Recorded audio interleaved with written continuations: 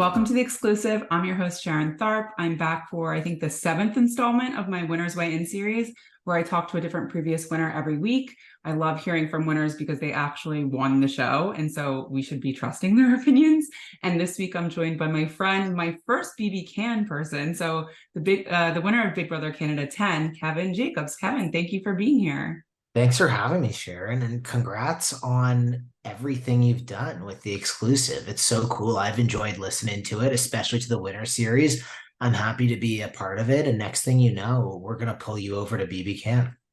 I know my listeners are probably going to yell at me because I think it's pretty well known that I just and this is not an excuse. I didn't have the time. I tried to get into Big Brother Canada, and it's like a commitment, even just obviously in the summer with regular Big Brother. And so I have watched, I would say, like a third of your season, and then I did the highlights, and then we'll talk about it. But like I got kind of emotional watching the finale, so we will talk about that later because I do want to get your thoughts on a couple of things. But yeah, I'm so excited you're here. And I guess before we jump into Big Brother, like, what's the life update? Obviously, you got married recently. How's everything going? What's new? We're divorced. No. So okay. No, the wedding was the best day of my life. We got married at a library here in Toronto. I'm a nerd. And I love that. it was unbelievable, like such a good day. And now I'm just super happy, just living my life. I'm really enjoyed waking up in the morning, working in kids' mental health in tech, doing some things here and there. Like I've been invited to like speak at a few places, which is cool. I'm just enjoying life and having fun. Yeah, and I'm excited that we're going to get to hear your thoughts because obviously I follow you on Twitter, so I see some of your thoughts. I know you do a newsletter every once in a while, but I really want to dive into some strategy stuff with you. I And tweet a lot. This is my podcast debut yes, I know. I'm for the so season. honored. Yeah. I was like, wait, hasn't he been on something? But maybe it I was didn't I did an 8-second Zoom bomb at one point and okay. then left. That's It it. doesn't count. Cool. Well, one of the things I ask kind of every winner is, and I'm curious your thoughts, is like you were a fan of the show before going in, right? Yeah. So I think I knew that. But how has your fandom changed? One, since being on the show, and two, since winning it, and or has it changed at all? I was very much a consumer fan. I would go online and I would read things and listen to podcasts and I would not contribute because I was like, oh, these people know what they're talking about. I'm also not a Stan account. So I didn't participate in the conversation. I'd say my fandom is at a similar level to what it was before, which is I watch feeds if I can. I try to watch most of the episodes, not necessarily live. I follow on Twitter, but I participate in the conversation a lot more. I was afraid to do that before, and it shouldn't have taken winning Big Brother for me to feel like I had the credibility to do that. So I would say if you're out there, like share your thoughts, share your opinions, get involved. Because there are a lot of loud voices. There are also a lot of people who are just reading stuff.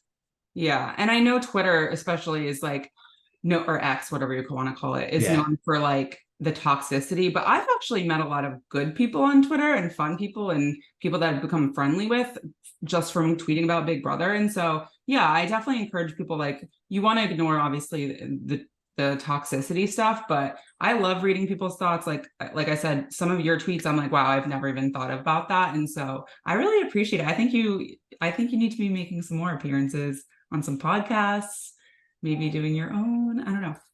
I'm here right now, Sharon. Okay, Uh, we'll start here. I totally agree with you. I've actually got an opportunity. One of the cool things for me is actually meeting people from the community in whether in person or online. And I've met people in person who are like, hey, this is my handle. They're like, oh, I actually know you. And it brings everything kind of together. And although there are a lot of loud voices which can be kind of wild out there, I think for the most part, people are nice.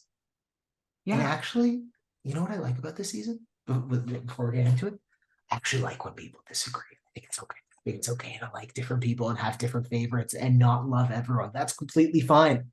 Yes, I said that on my interview with Derek. It's like I understand people hate Big Brother 16. It's cool to hate Big Brother. Like I enjoyed it. So, you know what? That's fine. We all don't have to like How just dare you? What's wrong with you? I know, right? Um But I am curious before we get into BB25. Have you watched your season back? Have you Yeah, watched? I watched it Yeah. right away, like days after getting home, and not since. So I'll also say that those first few months back were such a whirlwind, both from just waking up in the morning and like crossing the street for the first time, or just adjusting to life for me took a little while. So my memory of my season is not that good, but I did watch it. Okay. Yeah, I've heard mixed opinions. Some people are like, I didn't watch it, which I don't know if I always believe that. Um, but yeah, I personally don't know if I would be able to watch myself on TV, but I do think, I guess, as a person to like grow, maybe, I don't know. But some of the clips I saw you were so good. But let's get into BB25 a little bit. Okay, let's How do are it. you enjoying the season so far? What do you think? It's Oh, incredible. It's incredible. What's not to like? There's an amazing cast. There are weird, and that's really what it comes down to. Like I love almost everybody. Like I really, really, really enjoy watching these people. I think there are some really good game players in there. In terms of the twists, I'm okay with the level of what they've been. It is kind of big brothery without totally game breaking. The Suri Jared thing is the one that's gotten the most talk. I do think it's a big advantage for Suri, but I also think this is the hardest game in the world. And winning it or losing it can be hard also. So I mean, I'm here for it. I'm watching the experiment unfold. I think the comparisons to BB19 are were apt in the beginning, but not so much anymore at all. This is its own yeah. thing. Yeah, I definitely think the personalities are there. I agree. I'm liking it. There's chaos, there's fights, there's strategy. I think people are there to actually win, which is very much appreciated. But yeah, speaking of Sari, I know you watched Survivor. Did you watch The Traitors, and what did you think about her playing Big Brother? I watched 85% of the Traders US. Enough to talk about it. I love it. She is, I'll say first of all, no matter what she does, her legacy is intact. Any conversation about this affecting Cerie's legacy is bullshit. She is one of the goats of reality TV, no matter what. I appreciate, as a student of the game, watching her on feeds do her thing. And sure, you can nitpick with anyone about what they're doing, but the fact that we get this and she has made it this far in the game with a target on her back as well, I absolutely love. So, what are my thoughts on having her here? I'm here for it. Let's mix and match the reality shows. Let's throw people in different scenarios. I like it. It's fascinating. Yes, I agree. And also, of course, if you're watching someone for 100 days, there are going to be things that are like, didn't love that, or not a fan of that. But like overall, I just think it's kind of amazing to watch her in her element in terms of the social game. And it's really fun. But we have to talk a little bit about Jared. Obviously, that throws off the dynamic. Like you said, I think it's an advantage. Unfortunately, now we've gotten to the point where Jared's leaking a lot of information, getting messy. Do you think Jared will be her downfall? I think it's up to her. I Yeah. think if they're on the block together and she's talked a little bit about maybe going home at that point, that's totally her prerogative. If she wants to do that, her relationship with her son is a lot more important than this dumb, amazing strategic show that we love so much. But like, it's up to her. I think if she's on the block with Jared and she wants to survive, she will. I think she would, based on what I've seen, I think she'd probably want to go home. But what I'm really interested in watching, totally selfishly, is what happens when Jared leaves. How Yes. does Suri play? What does that look like? I'm so interested in watching people play from the bottom. Yes. I think tomorrow's double eviction is going to be great. Well, we'll see. It's going to be We're results. losing a good player, We're losing a good probably. player, probably. If it's Jared, like you said, and there's not enough time, maybe he goes home for whatever reason and Suri's still there. I do think that's going to be, like you said, very fun and very interesting to watch to see how she navigates if he ends up going home. I do want to talk about some other players. Let's talk about Cory. He's kind of in an interesting spot. We have a double eviction coming up. He's also in a showmance, and I know someone sent in a question about like, what do you think about showmances in terms of how do you navigate them? Because they could be very useful, but you're also kind of always a target. Yeah, what do you think about Cory's game so far? Okay, so two things here. One is no matter what people say, in Big Brother or most reality shows, maybe not The Circle, but maybe even there because you're representing something, your age, your religion, ethnicity, the way you look, the way you move are all part of the game. Because you walk in as a 21-year-old who's maybe a little smaller than the other people there, people are going to write their narratives about you. What I think of Cory is that the way he's navigated this game is unbelievable. Now, he's in a tough spot right now, and I could pull out some things that maybe I would have done differently in the last week or two. But here's the thing, this guy came in at 21, made a huge move against the Thanos of reality TV, and you have to respect it. And I think at this point he's playing with house money. It's going to be an uphill battle for him to win, but I couldn't be. I know he's a fan of mine. He said I'm a Cory fan. I'm proud of him. Like he's kicked ass out there. I can't believe he's 21. Now that I think about it, that is pretty wild. You know how stupid I would be at Same. 21 in there? Like I was stupid. Like if I was 21 in this house with everything going on, Sari walks in, I would like I wouldn't know what to do. I mean, I wouldn't be able to sleep, I wouldn't be able to eat. Those things took an adjustment anyway. The fact that he's that age and he's actually and he has agency in this game, I think is unbelievable. Now, on the showman side, it's Big Brother. It's like it's part of the experience. He's a big fan of the game. He's got a showman's. How do you play it? Well, you got to make your showman's a bigger target than you. One thing he's done a lot of, which until the last week or so was working really well, is telling people how much he doesn't like America. And he's just like using her. I hate her. I'm going to throw her. She doesn't mean anything. She's a number for us. Now, I 100% think that was just game and him trying to distance them. I don't think the distance exists anymore in most people's eyes. If you're in a showman's, you've got to be the lesser target. I don't know that he is right now.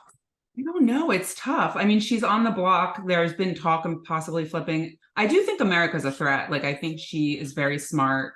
She knows the game. She definitely leaks a lot of information. But yeah, I definitely don't think she's like a nobody, a non-player. So it is interesting. I think I agree with that. Like you want to make them the bigger target. I like that. In terms of who else do we got? Who else are you liking? We got Bowie, Felicia, Jag, Matt, me. So I think a lot of people right now, when we're recording this, are super high on Matt and Mimi, and I think they're right. Matt and Mimi tend to be the ones who maybe Mimi's less active, but they tend to be the ones who collect a lot of info, can actually, in some cases, keep their mouths shut and seem to be a part of a lot of conversations. Matt, especially, they got to get him out. If someone needs to clock in, and that's why you have to be looking at who the last people nominated are. Neither Matt or Mimi have hit the block, as far as I remember. I don't think Bowie Jane has either. But with those two specifically, that's a really good indicator that they're playing a great game. And if people don't start looking their way soon, they're in trouble. Yeah, I think I agree. And I think tomorrow's double eviction is going to be an inflection point in this game. I think for Cory, for everybody, I think it's really going to, based on what happens tomorrow. Although any guesses, I guess, of what this twist is, or there's got to be a battle back. I don't know, sure. Yeah, I don't know. Yeah, I don't know. If Cam wins a battle back, that'll be interesting. Oh gosh. Yeah. And what else? We got just go off. I think people are severely underestimating Felicia right now. I know Mimi and her have their little final two. I don't know that I'd want to sit beside Felicia at the end. I think it's very easy. If we go back to the age thing, again, I think age plays a big role. I think it's very easy to point to the 63-year-old and be like, oh, I don't want to sit beside Felicia at the end. Felicia is now at a point surviving against Izzy where I don't know that she's a lot of people's targets. I know she's a little bit messy herself, but if she can last a couple rounds, and then people really start looking to get out these people who might comp out and they don't think she's one of them, I think Felicia has a little bit of a chance here. I mean, depending on who she's sitting next to, I don't think who's drawing dead for like an actual win. Jared? Because everyone. I don't know that Jared's drawing dead yet. I think he's in a lot of danger. I think Cameron, if he were to stay or win a battle back, that's why, like, for different people, it might be better to keep him. I don't know that even if he comps out sitting beside anyone at the end, he wins. Yeah, I think you're right. I forgot to ask real quick about Suri. If you walked Yeah, into the Big Brother house and Suri was there, how do you handle that? I'm aligned in with her. You align with her. I like I like powerful people. I I know that she's playing to win, and I know that she would slit my throat in a second. But also, I know that historically, especially as a new player, I know the math historically, and the returning player does really well. Hmm. And I'm aligning. And even if she's your number 3 or 4 or 5 at the beginning of the game, that's enough. Like you don't need to have a final two with everyone early on. You just need to not be in their bottom 2 or 3. It's also with her, again, the competitions can be crapshoots, but she isn't the best at competition. So, like, how far do you take her? Because do you really have to worry about her in terms of competitions? I would happily go to final three with Suri. What? Okay. I I love wouldn't want to this. go to final two. I think you got to take the shot when it happens. Like maybe it's final 4 or 5, but I wouldn't. I would happily align with her for a lot of the game. Like if I'm ever in a situation where I'm there with some people who I consider legends. First of all, what a great ally to have, because people need it. No matter how cutthroat or manipulative you say they are, people need allies to get through these games. Maybe they'll turn on you at some point, but you need someone. And if I know this person has done it over and over and over, she's not lying when she says my allies win the game. They do. She is right. I mean, she has the proof to back it up. I do think that's a compelling case, especially for people who haven't seen her seasons, I guess. But um, wait, I'm really liking this because now I'm thinking like what that would look like if you were in there and going to final. People would lose their minds, Kevin, but that Wouldn't would it be fun? be fun. I do. They 100 days though. 100 days by like right now we're about the halfway point.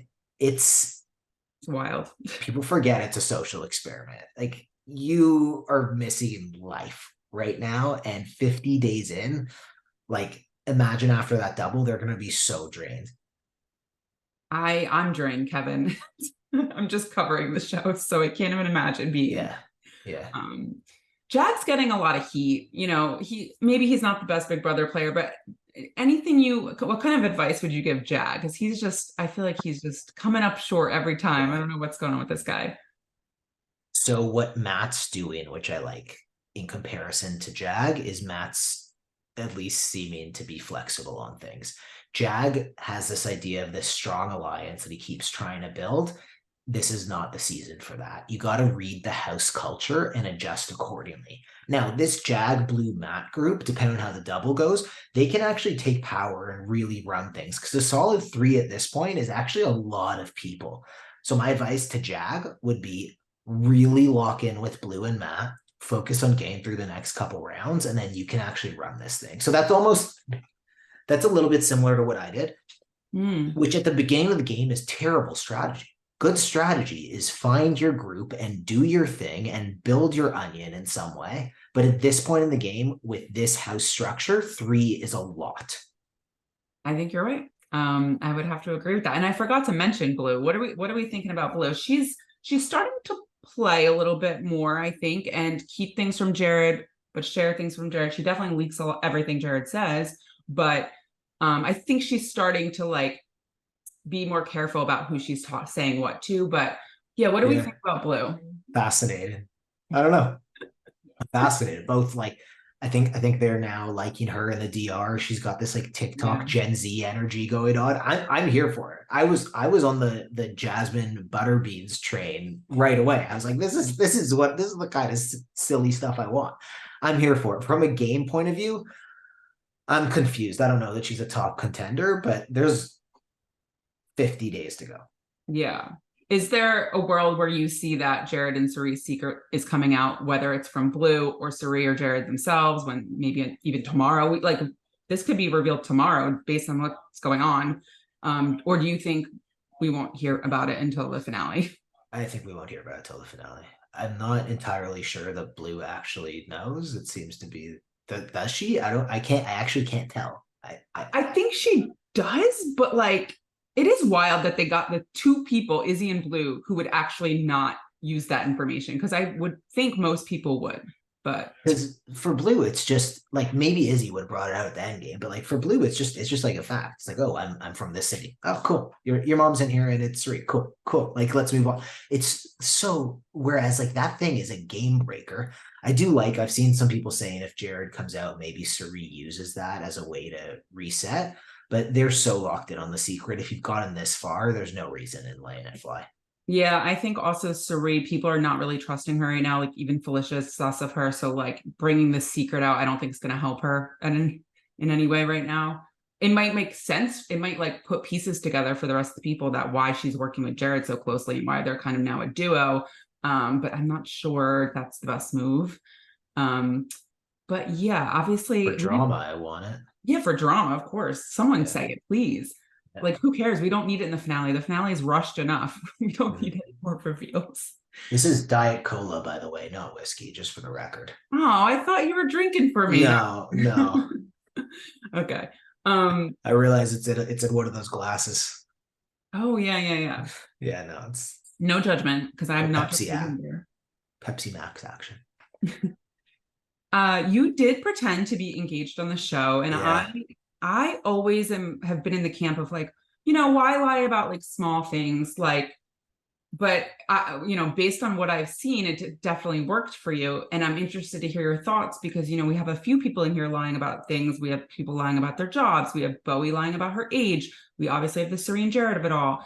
What lies do you think are worth it? And then how do you navigate keeping that lie going, I guess?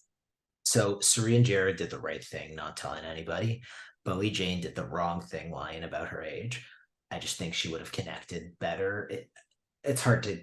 I mean, as soon as you see the people in the house, you can maybe guess that it's an older leaning cast and have a pretty good idea. I think she blew it there. I lied because it was fun. It was just fun to go on Big Brother or whatever as their champagne glasses if you're sitting around to just make something up and then keep it up.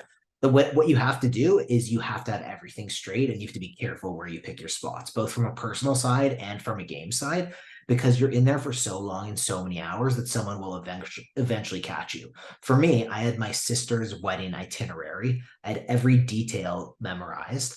And that was the thing. It was also a very easy lie to pull off and keep because of my emotional sense. Like I was going to miss Jillian, my wife. So how do I use that? How do I use that game wise? I know I'm going to be feeling that. And two, it is like, it's not too far off or unbelievable. I felt like with me, profession, for example, I thought it would be obvious if I lied about my profession. Like if I said that I wasn't in like, I don't know, like I said, I had a tech job, which I did. Yeah. But if I said I wasn't, they'd be like, that guy's, they said I was lying anyway. They thought I was an English teacher or something. Okay. Yeah. Yeah, I could see that. I was actually going to ask you because I know you used the wedding ring to kind of, build Yeah. trust a little bit. And I know I just flash back to, I think Dan doing that with Frank in season 14. And then this kind of comes into a question I was going to ask anyway, is because, I read one of your AMAs once and you said you took Josh's goodbye messages for your game. So yeah, who did you study before going in? Which winners, I guess, were you kind of like wanting to model your game after, if any, or is it a mix of a lot of people? It's a mix. Winners, Or it doesn't have Dan, to be winners, I guess. Yeah. Dan specifically week one. His first week one, he didn't do well and then he rebuilt. When I was nominated for week one because Yeah. I overplayed how out of it I was. And I knew I had to course correct, so I did. Josh's goodbye messages are some of the best of all time, and that was super helpful. I think those are probably the winners that Okay. stand out the most. There's so BB Can 3, Sharon, come with me on this journey. I'm coming. All right. What are we doing? Brittany Blair, she came, I think, fourth. Okay. Okay. She's now a host on ET Canada.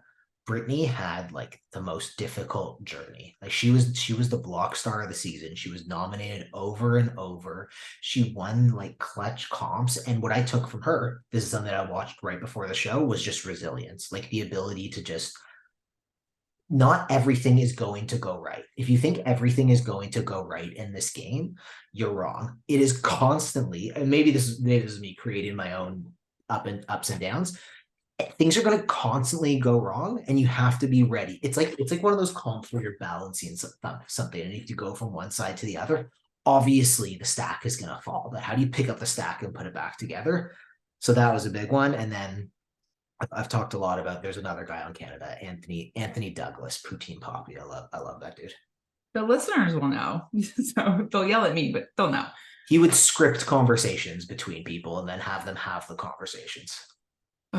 I love good, like people that are strategic, but also just good characters who come in with like these fun like lies or like doing Yeah. like that's fun. Like this is also a TV show, you know? And I think obviously that's what you did as well. I'm watching these clips and I'm like this is so fun. And that kind of brings me to my next question, is because I got very emotional when I watched your finale because, you know, I've always said I don't think people use their final speech necessarily the best way all the time. And listen, I'm not saying it's going to sway a lot of votes, but to see the passion and to see the drive to win this game and to pinpoint and call out people and say, this is why this, and people respect that because they just want to hear, they want to feel validated, right? And you did that. And it was just like mind blowing to me. And I think Taylor obviously did a very good job with her speech. Do you think people use their final speeches enough, or even their eviction speeches? Like, just talk to me about that and just how you came up with that, because that was amazing. Yeah, I'm gonna give you a bit of a long-winded answer here. Do it. I'm excited. So in terms of inspiration, I didn't talk about Vanessa. Vanessa gets a lot of credit as a great strategist. You get like the poker thing there. What people don't talk about a lot with Vanessa is the emotional side of the game. She was very good at that too. Now, if I look at someone like Cory this season, if I had to be critical of my guy, I would say that he's so logical and so good at speaking and debating that he needs a little bit of the emotional center there. And the reason is because the way people make decisions, as much as we want to be logical beings, it is not. It is not point A to B. We think with the animal part of our brain that feels emotions, and then we justify whatever decision we're making based on that. We need more of that in the game. Where does that happen? High stakes moments, speeches at the end. How do you tug on someone's heartstrings when you have 1 or 2 minutes to speak? I have no idea. Somebody on my season, Herman, suggested that if he were ever on the block, he might go person by person. I did not, my final speech was not planned. I had a couple ideas. I was just trying to win the final HOH, which I didn't. I had a couple ideas. And then the idea of going person to person was what it was. You can feel the passion there because I just wanted people to feel that I wanted. Do people use their speeches enough? No. Even if you've been told you're going home and it's unanimous, get up there at the last second and use it. Every second is an opportunity to use this game, whether it's speeches, whether it's during a comp, whether it's like, I don't know, while you're in the, like, it's on. Use the time. Exactly, because you don't get that much time. And again, like even if it's not going to sway votes, you don't know. And people love to see someone who comes into the game and is like, yeah, okay, maybe they messed, like, I don't want to say fucked you over. And you have to account for that. But I think if you're calling them out and saying, this is why I did it, they, like I said, they feel validated. And the self-awareness that you have, I don't think everyone has. And it's unfortunate because I think it's a missed opportunity when it comes to speeches. I really do. I don't know. It's just something I'm passionate about, even myself, because that finale, again, between goodbye messages, speeches, and a couple questions from jury that are usually picked by production, that's all you get, right? So you have to use them. And I just loved seeing you do that because I just don't think we see it enough. Well, there's so many, thank you. There's so many different factors that go into this. And I'm not someone that says like, I don't agree that there's ever one move that killed your game. I think it's very hard to be like, oh, taking out Heisem was the moment when everything went wrong. I think it's a series of decisions. And the more you have these specific moments where you're at least trying to do something, whether it be goodbye messages or speeches or the way you listen to people or the way you do XYZ, just having more of those things in your strategy helps. That's the wedding ring thing. It was premeditated. I planned during the game that if I ever got into a situation I was like, I can't ever swear on anything, but one time during the game, I could swear on my marriage to make it stand out. And anytime any was like swearing life or whatever, I was like, no, can't. And then the one time I needed it, it helped. So having different scenarios where you've planned for it and you have actionable strategy, there's a lot of luck in this. It just increases your odds. Yeah. Wow. Okay. That was a lot. And I completely agree. I don't think people think like that all the time. Suri, I think there's parts of her that do that. She's self-aware. She picks up on like also, like you said, the emotions. She's a good listener. Mm-hmm. And I think it is important to kind of feel the like I think you mentioned this, like how the house is moving and like just small picking up on small things. I just don't think everyone is capable of doing that, but I think it's important. um, we have so many questions that I got from fans. Someone, George, I'll call you out, said, you, as someone who swore by chaos, how does a house get balance being entertaining, chaotic, having fun with a good strategic game? Or does it depend on who else is with you?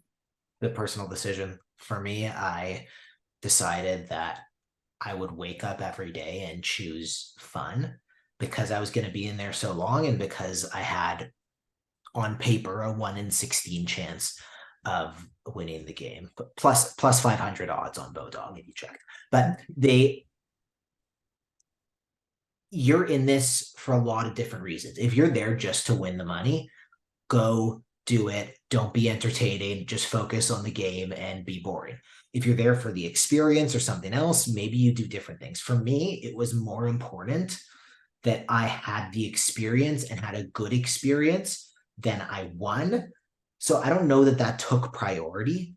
But if there was ever like a razor thin decision and I was like, this is a bit more fun, that was a great factor for me to push it over the line. So it's totally personal preference. But like don't go in there and try to entertain. I was for sure like a bit performative at times, but a lot of that was just me having a good time and I a mean, fun this the house. suit alone cracks me up. I love that. Some like you said, it is a show. I think um if there is a world where you can do both. Clearly that's what you did. There's worlds where someone who isn't fun to watch wins, or someone Mhm. who's, like a Josh, like it wins. So yeah, I don't think it's a one size fits all thing, but I love to see both, clearly. You know the um thing about the suit? yeah. I didn't have a logical argument for why not to nominate me that week. So I went for the emotional brain. I was like, this guy, the HOH, I was like, this guy gets my sense of humor. I'm just gonna go in and full out with this. And he said to me, he's like, I'm a little, and yeah, I threw other people under the bus, but he's like, I'm a little puzzled by this, but I think it's interesting. Yeah, I was laughing. I was like, this conversation doesn't really make sense, but it's so fun to watch. And you didn't go on the block, am I wrong? You didn't go back on the block from week one till like the end of the game, right? Yeah, till Final Four. And you didn't win any HOHs? You won one. Zero HOHs. I had Yeah. one veto and part one of the final HOH. So that's pretty freaking impressive. I do want to say Chappelle, who's a podcaster, I love you, Chappelle. He says he Yeah, didn't think me he too. could get into Big Brother Canada until he watched you play. So very cool from him to say that. That's so nice. I love listening to him. Yeah, me too. He's one of My my dad favorites. loves him. Love that. One of our friends, Stacked, wants to know what advice would you give Suri right now to move forward in the game if Jared leaves in the double eviction? It ain't over. I think it's a whole new game. So yeah, I've seen people say that he's your son, open it up. You can just say you're alone. I'm a big dead fish guy. And when I say that, I mean just like I don't know why that came out of my mouth. Just pretend to be useless at that point. So I'm sorry, I can't win a comp. Nobody wants to work with me anymore. And someone is going to be self-interested and pick you up as a piece. And I actually think strategically, Sari's a great person for I don't it's not gonna happen, but for some of the more like for a Cory to pick up at that point. They're not gonna work together again, but like I think keeping Suri around at this point is not a bad move. Why not have an ally who's trustworthy, who you know is playing at least for themselves? Like if it's really hard when people are not playing self-interested, when people are like playing for someone else. That Because is you can't incredibly predict what they're confusing. going to do. It's a lot harder. I would much rather an ally who's playing for themselves to win than someone who's like, oh, I don't know, I'm just going. Like that's horrifying. So my advice to Suri would be, it's not over. Like this mid game is a beautiful time for someone who's, at least in other people's perceptions, not good at comps, to play and set a foundation for the end game. Where if I'm looking around, Matt, Jag, Blue, America, Jared, they've all established themselves as reasonable at comps. Like, why not throw the target on those people?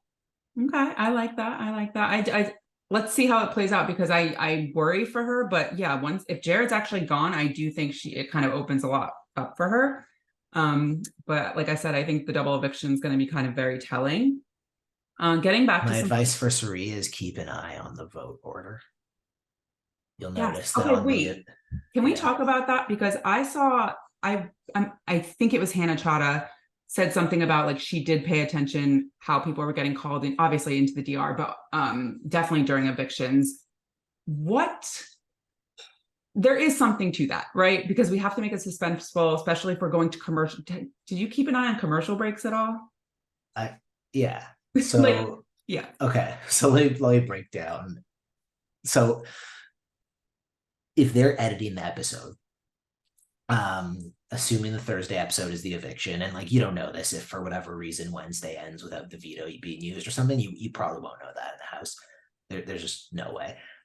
But if you know the Thursday episode is the eviction, you got to pay attention to who's voting first, who's voting second. Because if it's a very clear edit that like these two people, we're into we're in real deep here, and this is, by the way, no one in production has ever said anything about this to me. This is just my own personal.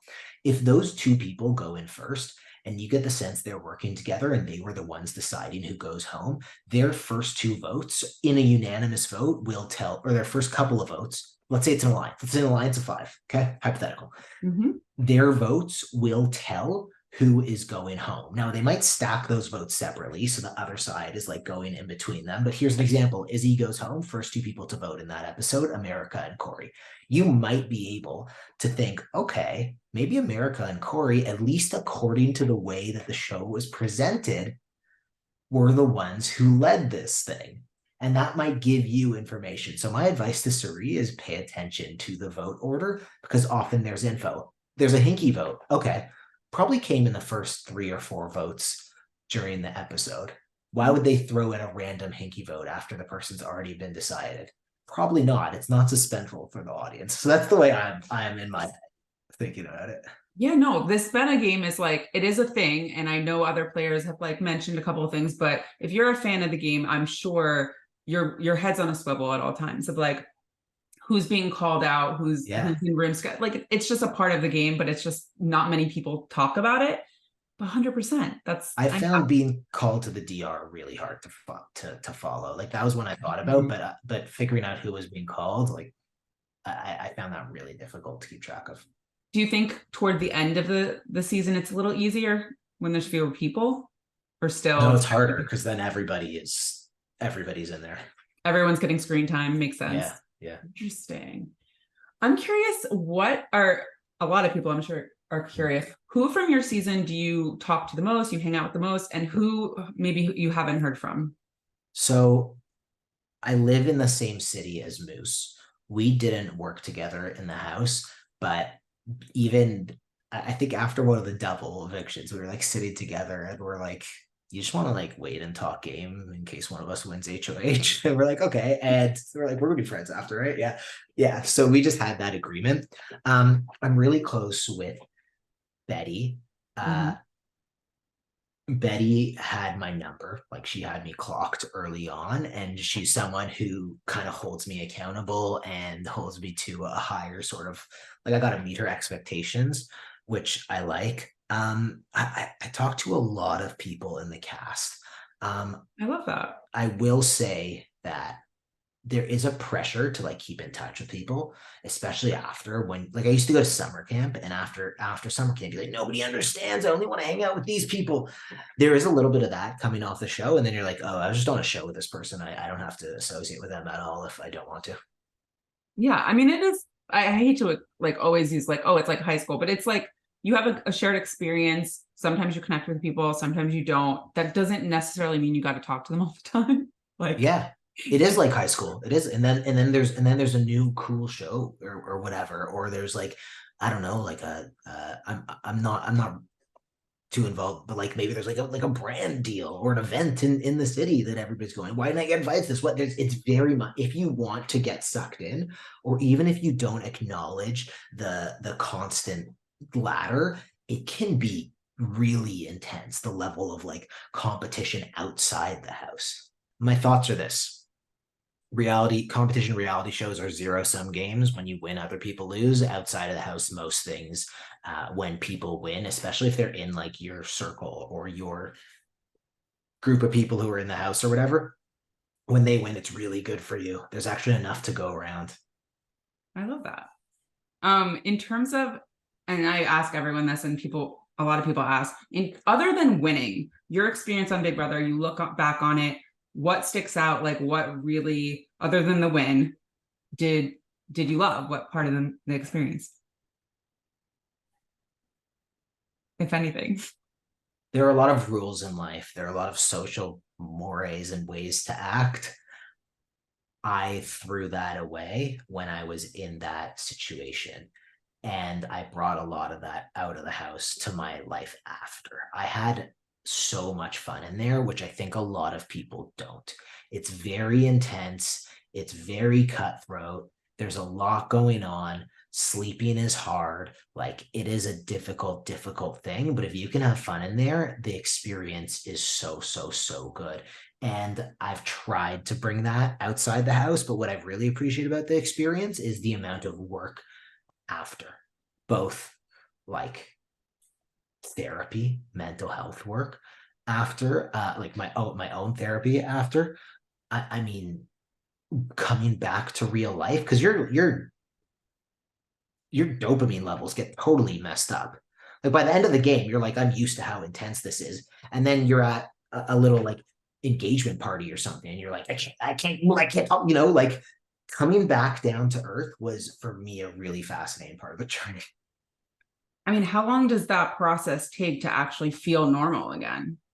I think it's different for everyone. For some people, maybe they don't have that experience. For me, it took 4 to 6 months, and then I was stronger than ever. But it took some time to come back and get your priorities straight, and especially if it was my first time doing any real intensive TV. And then you get a lot of like opportunities, and how do you say no to things? You have to reevaluate your values. You can't say yes to everything. Like, how do you figure out what's important? And that exercise I'm so thankful for. Well, I love that you said you went to therapy, because I think, well, one, I think everyone should, but just especially after this game, I think your worldview is probably a little skewed. People might have egos when they come out because they have all these people that know them all of a sudden. It's got to be such a strange experience. And I don't think I could ever do it. It's just, I feel for the people that do it, because it's not easy. Like, especially the longevity. Now it's 100 days, Kevin. 100 days. Mhm. What are we Yeah, doing? I'm worried. I'm worried. Like, it's tough. And I think one of the things that being a fan really helped me with was I pre-planned before this. I'm like, I'm doing therapy when I get back. Like, I need to unpack what's going on here. Even doing postseason podcasts, I know this is so silly, helped me to unpack a little bit. Watching the season immediately, that was part of I was like, I need to face whatever this is. Reading what people say about, like, it's a lot. It's a lot. And this was, I don't like, this was my approach to dealing with it. It's got to be different for everybody. Yeah, I was gonna say, because I probably am more similar to you, where I would want to see everything and kind of unpack it. But I definitely think there are people that, maybe should stay off social media for 6 months. I think it is very probably circumstantial, but very important to take care of yourself, because this game is rough. In terms of, and speaking of, one of the obviously big hot button, I guess, topics is the live feeds. Big Brother Canada got rid of them last season. What were your thoughts on that? Do you wish you didn't have live feeds, or you were happy that you did? Do you think the show needs them back? Any thoughts about that?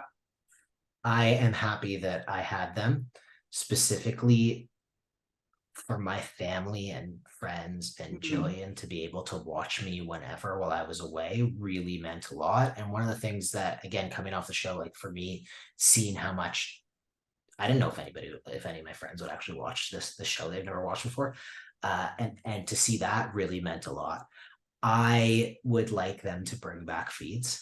I think that it is a challenge in a lot of ways. People are putting reputation on the line. But I also think that, and this again is not for everyone, but if you can understand what people say about you, even if you don't agree with it, and you can use that to put in the work and improve yourself, or say, okay, maybe this isn't something that I want to take in, maybe I reject this idea. But if you can listen and disagree politely, I think that's okay too.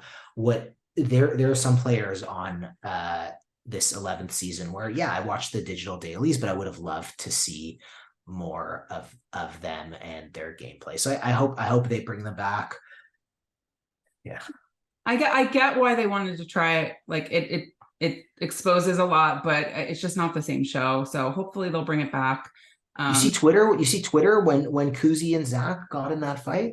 You know what it would have been Oh if that my, thing was on live feeds? Like the level of engagement would have been off the charts. It was huge anyway. I'm just saying, like that moments like that, watching them unfold and watching the before and after. Like, what does the pressure look like as it's building up, and then what does it look like after everybody has that? That to me is the beauty of it.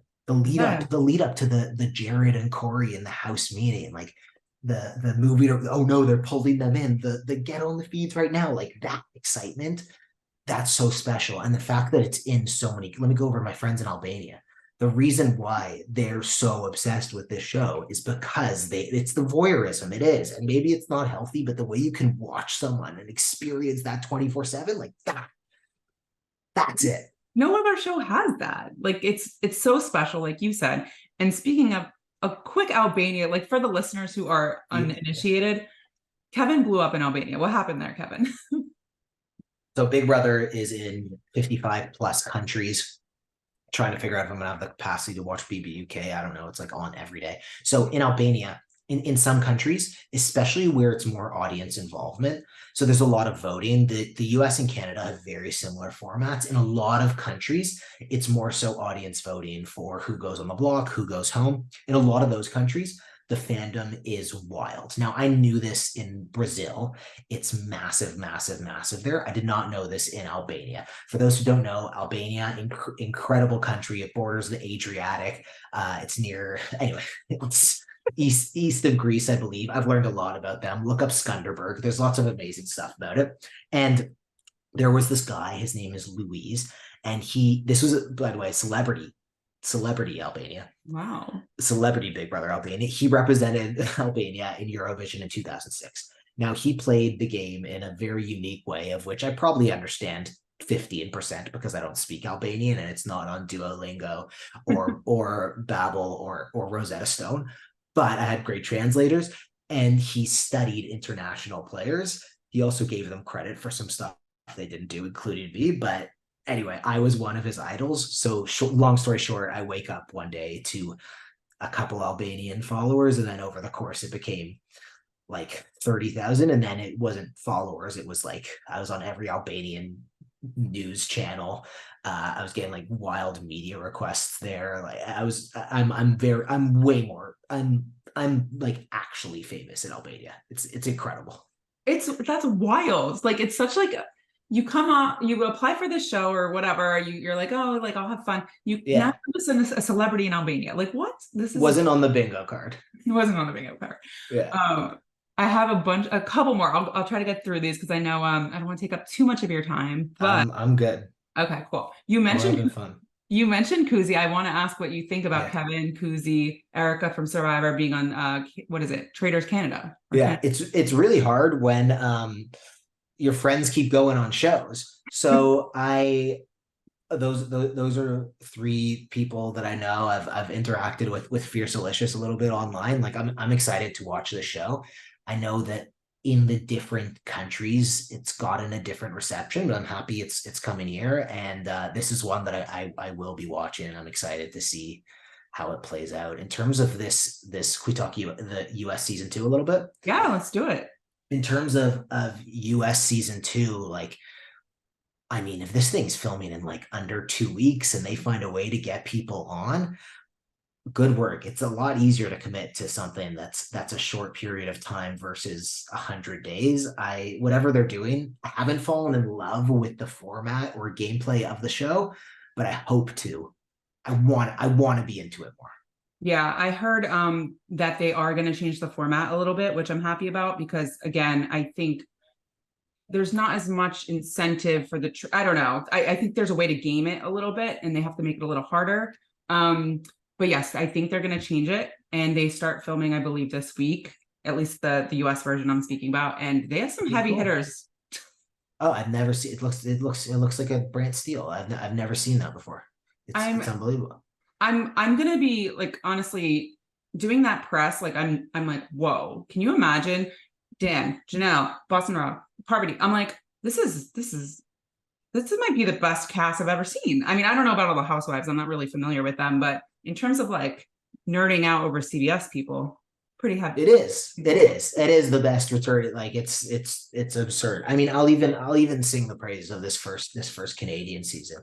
Like Kevin's an interesting guy. He comped out on this side by studying the game. Kuzi's made for TV. I think Erica is criminally underrated. And she's a killer as well. Like it's gonna be fun to watch. Plus, I know that at least one of the Kevin super fans made the civilian cast. So I'm excited to watch them. Oh my God, that's amazing. Wait, I Yeah. didn't know that. Okay, so that's cool. In terms of, would you ever do the traders? My criteria for shows is it fun? I don't know what the answer is to that. I'm gonna watch Fair. this version and see. Uh and can I do it? So I don't want to. I don't know. It's I don't logistics know. too. Yeah, I don't know. It's not high on the list, but like it would. I mean, I'm really excited to watch and see what goes down. me too. I mean, I did get a lot of questions like this for you, so I might as well ask. Maybe I'll ask you like this. In terms of the other shows that exist, we got Survivor, we got Traitors, Yeah. Amazing Race. Which ones would you be more interested in, I guess, or the most interested? If you told me Survivor was rigged and no matter what, if I went out there and I'd be the first one out, I would say sign me up. I just love the show. I think it's fun. I think it's got the same level of like freedom of you're just on the beach living and doing challenges and hanging out. Like how do you not like that? You also Amazing are Race. starving, Kevin, though. I don't I know. don't care. I don't care. I mean, whatever. It's okay. It's unbelievable. I also like. I really loved 44. I really loved the fun in it. I know some people are hating on the new era, but I thought this one, especially with the Tika 3, was so engaging and beautiful and fun. And like these are not the most serious things in the world. I don't go to Survivor and Big Brother to get my morality lessons. I'm sorry. Yes, that's a part of it. I go to great books and movies and literature. And I realize I'm being a highbrow asshole. I actually go to these shows too, but it's real and people make mistakes and anyway. No, I get it. I get it. I mean, I think people want to see one another show. So that's why I'm asking, because I'm like, I think you'd be fun on Survivor. But couldn't be me. In terms of Big Brother, though, Yeah. are you ever interested? Are you like one and done? I won, I don't need to go back. Or you're like, you know what? I'll go back. I don't care. Like, I'm not here. Every winner is different, right? Some people want to protect a legacy. Some people are there to have fun. Some people they change, right? Like they'll get Yeah. off the show. Nope, not interested. And then, 5 years later, like, I'll take the call. What do you think? So are we swearing or no? You can swear, sure. Fuck the legacy. Like See, I yeah. I said before this shit, before I did Big Brother Canada, I was like, whether I'm first out or whether I win, I'm not changing the way I view myself based on that. That is not in my criteria. My criteria is, can I do it? Is it worthwhile? Is it fun? Does it work with family and career at the time? Um, I think I would love like a cool like international, not even just US Canada. Like let's get all the countries involved. This thing is so global. I don't know why so. I mean, they did. I'm trying to think. The one Marvin was on. I forget which two countries it was. Um, it was it was two countries in Africa. They did like a merged version. They all had a partner, and that was cool. I think more stuff like that is coming up, especially with these Marvin, the guy who's casted on a million shows. Oh, Um, right. I forgot about yeah, him. yeah, like he was just popping up everywhere. So I think that's fascinating. I also don't know what the future holds. Now, for me, I like watching people when they've been out for a long time. Like, what does this person look like 5 or 10 years down the Yes. line? I think part of the reason why I had some success was because of my life experience. And maybe before doing anything else, I go and I work on other stuff and I evolve elsewhere. And then maybe that call comes. Maybe this is the only show I ever do in my life. And that's okay with me. I'm good with that. But if it if it's the right opportunity, yeah, let's party, let's have a good time. I don't care about my legacy. I just want to have fun and like it's like this is fun. Like I enjoy playing board games. I also enjoyed doing competitive television shows where people lie to your face. I love that. And that's kind of what we were saying about Suri. It's like, listen, her legacy is not going to be ruined. It's not like we're going to be like, you know what, forget, the Black Widow Brigade, like forget everything she ever did. She lost Big Brother, so she's not good anymore. That's not how it works. So I love that. I love hearing that. Do we think, and again, guys, don't yell at me because I don't know Big Brother Canada, but is an all winner season ever in talks or no? All winners, I don't know. I feel like that can't happen. I mean, there only 10 winners. Yeah. Because the one season got had to shut down because of the pandemic. Oh, that's right. I and a lot are out like completely out of the community. So I mean, I don't think an all winners is possible. Okay. So you guys have a lot of Maggies, people who just disappear, kind Yeah. of. Yeah. Got it. Hey, call me in 10 years. We'll see. That's what I'm saying. Like, okay, I guess we gotta wait 10 years. Hopefully the live feeds are back by then. Yeah. Um, and then just overall, like, who were some of your either favorite seasons or favorite players from like either franchise? I'm interested to know, like, because I try to be objective, but this is a TV show. I can have some favorites. Dan is Yeah. a favorite of mine. That's why I'm excited. He's also going on the Traders. But like, who are some of your favorites? Even just watching as a fan. I mean, I'm just so happy that people are being nice to Josh these days. Like he gets so Thank much you. hate. And I've said this to you before. He's somebody who feels things and shares it with the world. And something I personally struggle with is being vulnerable. And for someone to show everything and lay it all out there, that's what I want on reality TV. That's what I want to see. And I appreciate that. And he played a much better game than people give him credit for. So I love him. I mean, of course, how do you not like Dan? I think people have come around on June a little bit. Yeah.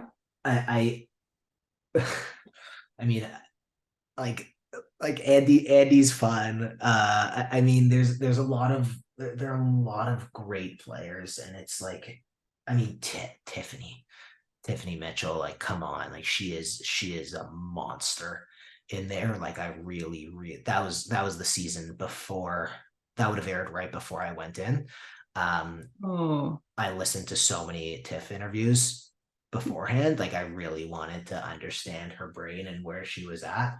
There's so many players I look up to, and the fact that now I'm in a position, like part of the cool thing about this, just doing the show, is that you get to talk to some of these people and hear from them. And like I don't know, I don't really talk that much like game to people as much outside the house. I just like to like know these people. Like what's your deal?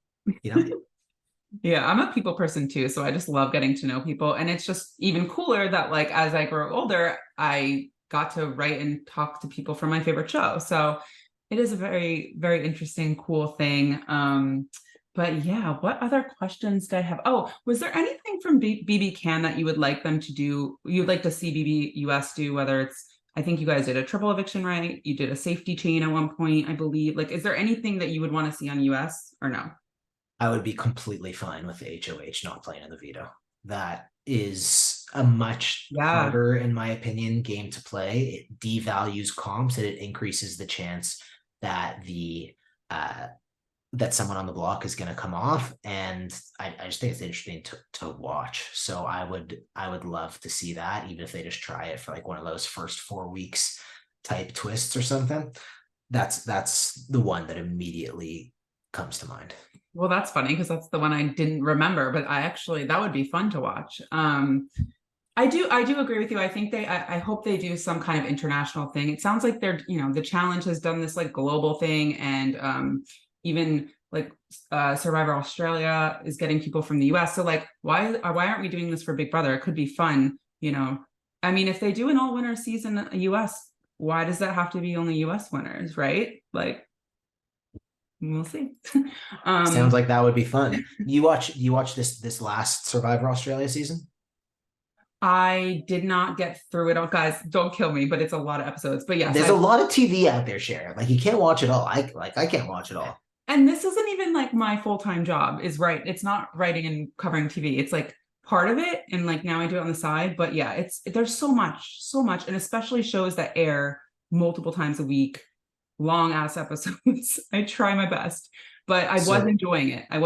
What I watched. This one with George and Nina and such a like George there's the comp ability and then there's the social / strategic, and sometimes it's hard to separate those two. I would say Suri on the social side is unbelievable. Like she taps into the emotional side of your brain. You want to work with her or whatever.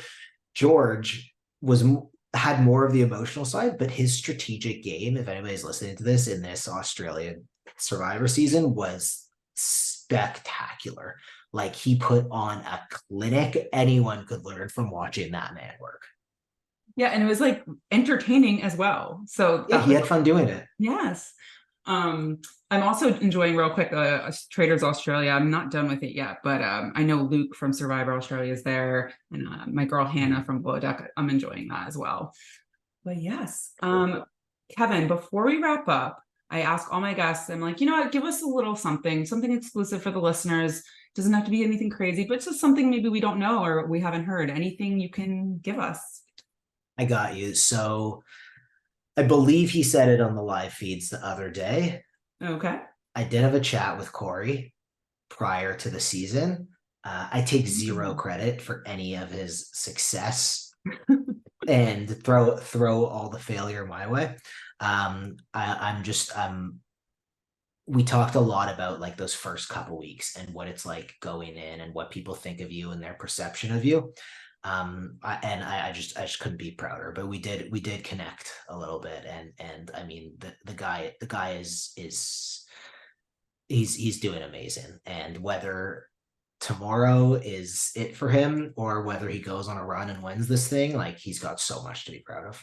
Oh my God, I love that. And listen, I mean, Rachel actually just told me she talked to Suri before the season as well.